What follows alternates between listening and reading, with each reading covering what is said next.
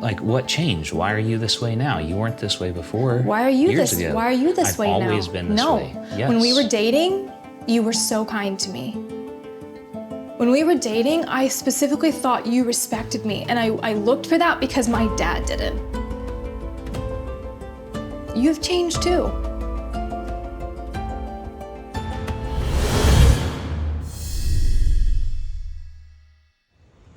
Several years ago, I rejected Jesus.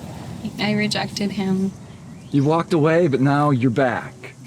And trust me, I've laughed at myself many times. I'm like, who are you? What are you doing? You said never again, but here I am. I never thought in a million years that I would be coming to the conclusion that this is what I needed. The overall impression I had of Christianity was you had to look and be a certain way. And it came very unexpectedly to me when I realized mine and Jesus's relationship does not look like the relationship Lydia or Dad and Jesus have. Like, it's different. It's unique for me.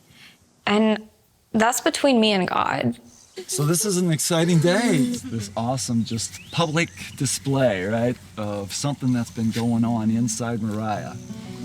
I wanted my dad to baptize me. He's been my mentor through all of this. He's pretty much the reason I am here. And so I feel like there's no better person to baptize me. So we're gonna go down to the water now? The dirty water. Dirty cold water. You're about to make it clean. I am so honored that she wants me to be a part of that. And it's just overwhelmingly awesome. That's my role as a parent, to come alongside her and to try to help her just understand the nature of her overcoming. You're worth more than you think you are.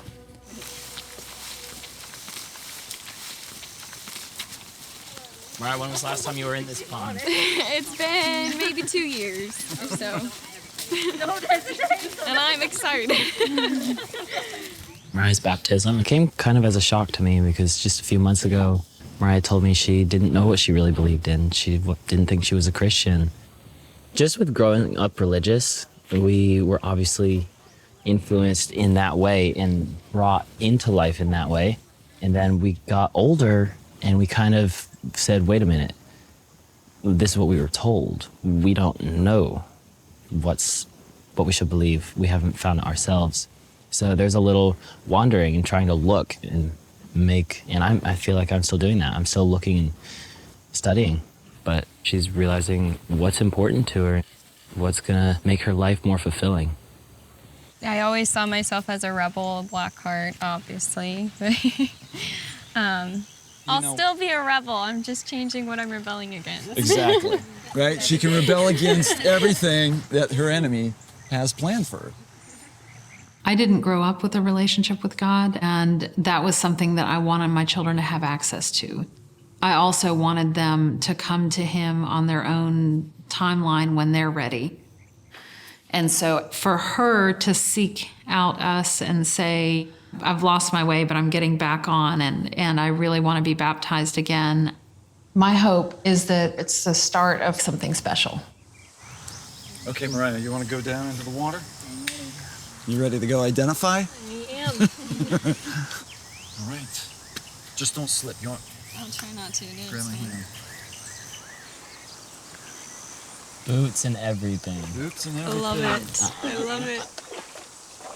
I can't tell you just how happy my heart is that Moriah has reached this point in her life. I've prayed for Moriah for so long, but I never actually thought of her getting baptized, and it's just beyond thrilling. I know what she's about to experience. There's just no words for it. Mommy, how to be. You stand like right here. I'll stand right here. Okay. I'll catch you. Okay. The whole thing that getting baptized symbolizes is being born again in Christ, putting away basically who I was, everything that I had been carrying for so long. I come back as a new person. So walking down into the water, I got emotional right away. I have this wonderful daughter that I'm blessed with, God has done a great work in her heart. I'm just here to testify to that awesome work he's doing. And so now, you know, we're just going to go down into the water, and it's going to represent the death and burial of Messiah. And then you're going to come up to newness of life, which is just symbolic of his resurrection and newness of life that you get to walk in. The narrows will walk again. All right, Moriah. I just want to baptize you in the name of the Father and the Son, the Lord Jesus Christ, and the Holy Spirit. Won't you be my salvation once more? The narrows will walk again. Hallelujah. Hallelujah. Leave your heart in the river and on the shore. Are you okay? Won't you be my salvation once more? You're loved. Oh, he loves you so much. Leave your heart in the river and on the shore. I'm like really happy, just overjoyed that I got to play this little role in your life.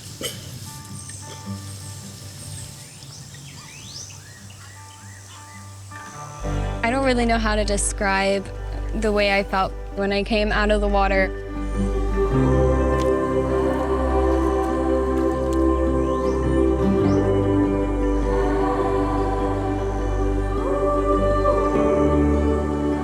Something inside me has changed, and I can feel that.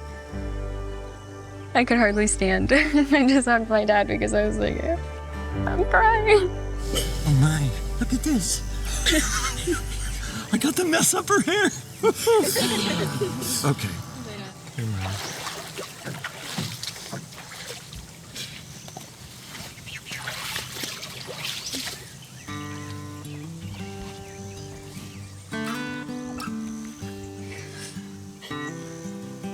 I promise it's a happy cry. It's a good happy cry.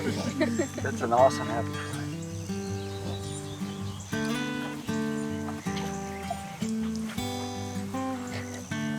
3 years ago, how Moriah was like, I really don't want to be under your rules in your house.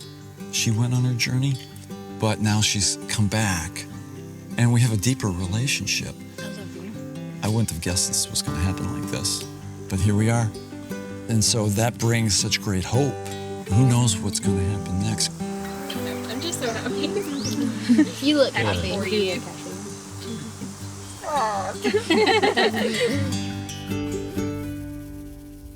I can't help but remember what Ethan was like back then.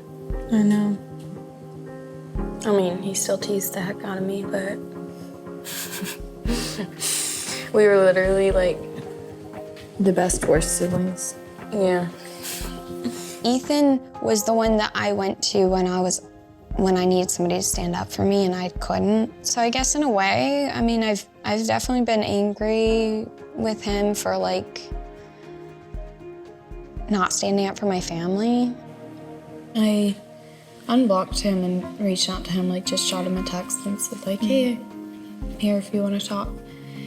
And he responded to that text and then called me like a few days later. He's mad at me. So I just told him, don't speak to me like this, and I blocked him.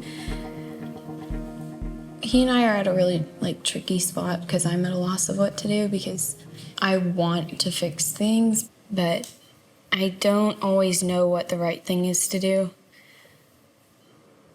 It's been a long time since I thought about the times that, you know, we would go and sing and travel, and it was just like one big family stuffed into one small van. And just how close we were back then. We were extremely close. Not every family has two parents that are together. Not every family has siblings that love each other, that are super close. I definitely took all that for granted. I know you're going to tell me that this isn't true and that I should never say this again and blah, blah, blah, and just trying to make me feel better, but I can't help but feel like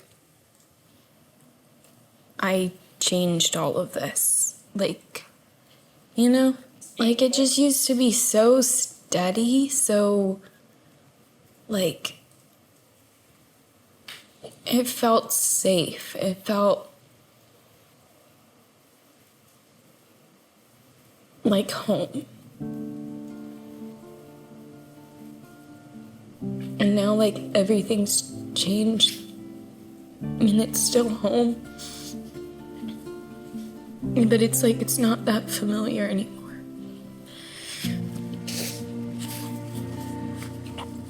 If that makes sense.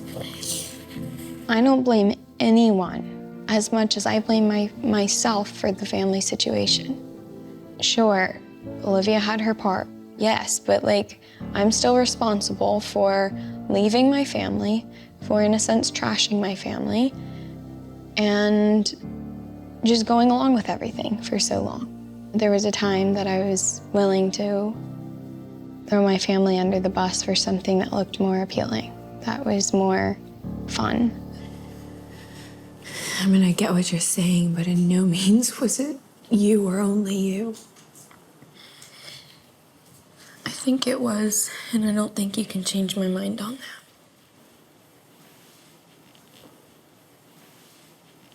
that. When I think of how it used to be, it still makes me emotional, and just everything that I know that you guys went through from then to now. Just really because I was selfish. I never thought that my family would be here going through a divorce. And I think that that's just a wake-up call, because there's like a rippling effect when there's a divide somewhere. It just like rips and rips and rips. Their divorce is not your fault by any means.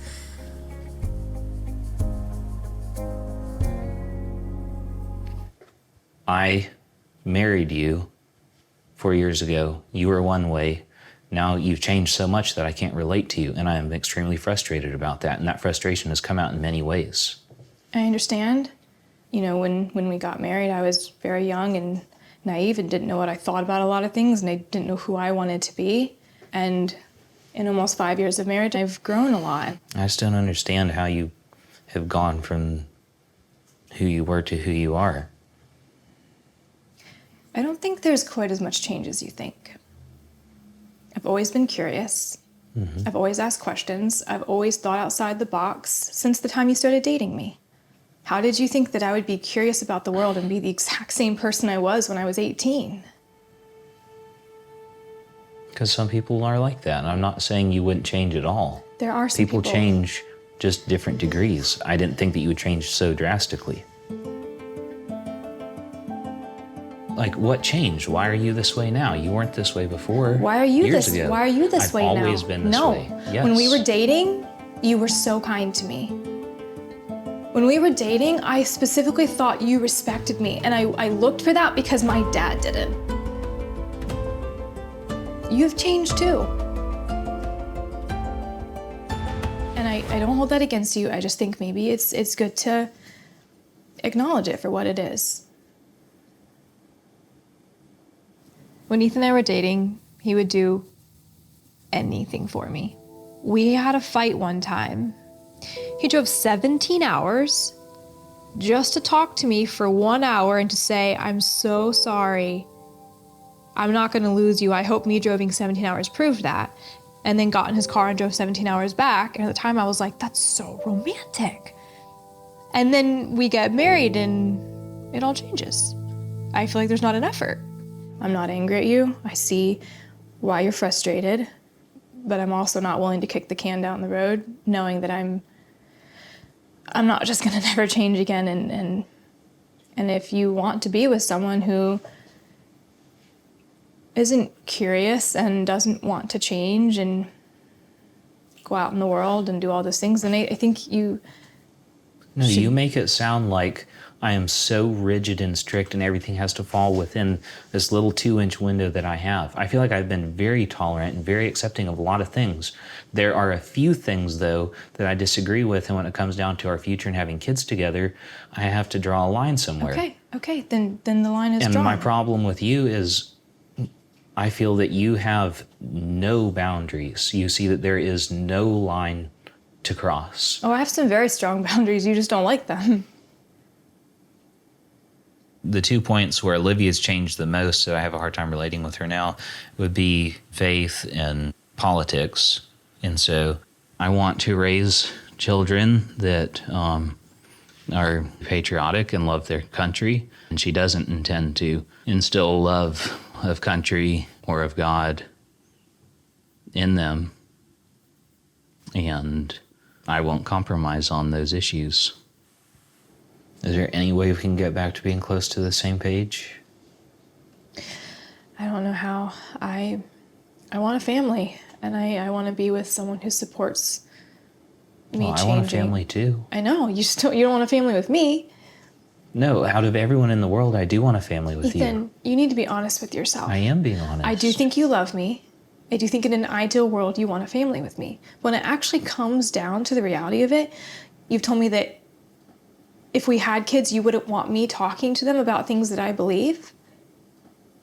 Literally just last week, you told me that you were making a list of every hill you were going to die on, and if I did not answer yes to everything on your list, I couldn't have your kids, I couldn't be your wife, it wasn't going to work out. Yeah, which that list was like 3 things. Still. This is such BS. You get to decide if we had kids, how they'd be raised, and I just have to answer yes to you. I did not really mean those things when I said them. I shouldn't have said them in the way that I said them. But you said them. I know. They're coming from a place of truth. Over the past couple of weeks, Ethan has told me that he really loves me and wants to be married to me, but he can't have kids with me because we have very different values when it comes to, politics, religion, society. He's a little more conservative, I'm more progressive. Thinking about having kids, I'm going, yep, it's time to have these conversations and figure out, do the differences work? You've also said that if you had known there'd be issues between me and your family, you wouldn't have kept dating me. I don't think your family relationships are single-handedly responsible for where we are in our marriage. I think that they greatly contributed, but I think a lot of it is we do have a lot of core differences, and if we're looking to the future, do we want kids? How do we have a family? What does that look like? I think that's where the breakdown starts. And I told you those are important things to be on the same page about, and when you're on opposite ends of the spectrum, it's extremely hard. I think if I'm being completely honest, I'm struggling to see the longevity of this relationship. I was born into a family that doesn't accept me now because I'm different than them. And I have in-laws on the other side who don't accept me because I'm different than them. I'm not willing to do that to another person.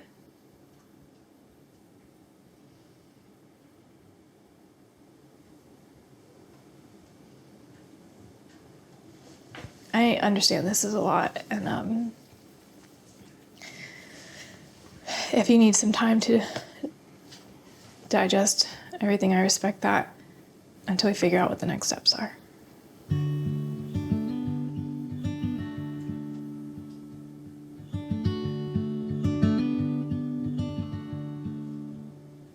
What you need sometimes isn't always what you want. What you want isn't always what you need. The hurt and the effect that my words over time have had on her definitely has built up. The pain of regret is really hard. All of the differences and the problems in my marriage do feel insurmountable at this time. But regardless of the directions that we've grown apart, where I would like to see our marriage go, try to get back on the same page, just because I do love her very deeply. You can't help who you fall in love with. Trying to build something beautiful out of paper and gasoline. Where are you going? Out. I have some bartending today, and I'm gonna meet up with a friend too. I'm a fading ember in a dying flame. See you later. On the wings of smoke through your window. Why does this have to be this way? I feel like I've said everything I can say. Maybe get a therapist or something and talk to someone else. Damn therapist.